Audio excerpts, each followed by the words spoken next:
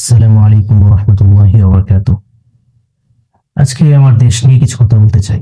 সেটি হচ্ছে, একটা সময় ছিল যখন আমরা সকলেই বলতাম যে দুর্নীতিমুক্ত দেশ চাই।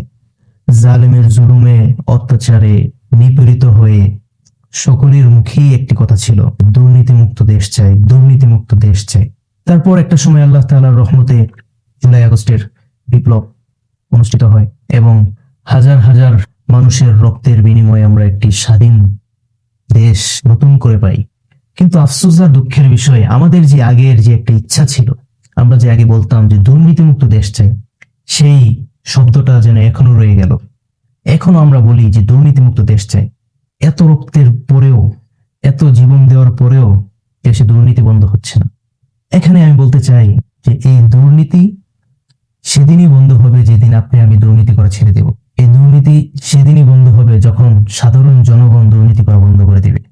আপনাদেরকে আমি একটা উদাহরণ দিয়ে বোঝাই। ধরুন আপনি সকালে বাজারে গেলেন, বাজারে যাওয়ার পরে আপনার ঘরের জন্য বাজার করবেন। দোকানদার আগে দেখে যে লোকটা কেমন, চালাক, সাদা সিধা, এরকম চিন্তা করে। তারপর তার কাছে পণ্য বিক্রি করে। সেই জায়গার মধ্যে কাঁচামালের দোকানদার কিভাবে যে একটু কম ভালো সেটা বুঝিয়ে দিবে, সেটা চেষ্টা করে। আপনি মুদি দোকানে গেলেন, ঘরের জন্য অনেক জিনিসপত্র কিনবেন। সেখানে মুদি দোকানদার চেষ্টা করে যে কিভাবে যেটার মেয়াদ উত্তীর্ণ হয়ে গেছে সেই জিনিসটা কিভাবে ধরিয়ে দেওয়া যায়। সবশেষে আপনি বাজার করে বাসায় আসবেন, আপনি গাড়িতে উঠতে হবে। এখন একটি রিক্সা নেওয়ার জন্য আপনি রাস্তায় গেলেন, অনেককে জিজ্ঞাসা করলেন যে ভাই অমুক জায়গায় যাবেন। অনেকে বলে না, যাবো না, রাস্তা ভালো না, এটা সেটা, বা ওদিকে যাবো না, এরকম অনেক ড্রাইভাররা বলে।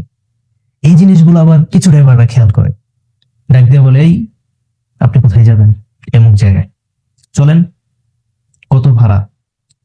এই জায়গার মধ্যে ড্রাইভাররা দেখে যে লোকটা এখন বিপদে পড়ছে, কোনো ড্রাইভার তাকে নিয়ে যাবে না। তখন সেই ড্রাইভার চিন্তা করে যে আমি যদি 20 টাকা বাড়িয়ে বলি তাহলে সে যেতে বাধ্য।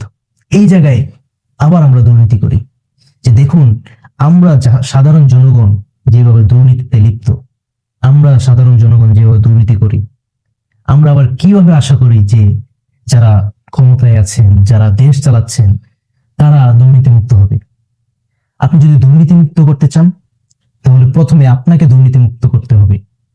আপনি যদি দুর্নীতিমুক্ত করতে চান তাহলে আপনাকে প্রথমে সৎ হতে হবে। আপনি আপনার জায়গা থেকে দুর্নীতি বন্ধ করে দেন, দেখবেন গোটা দেশ দুর্নীতিমুক্ত হয়ে গেছে।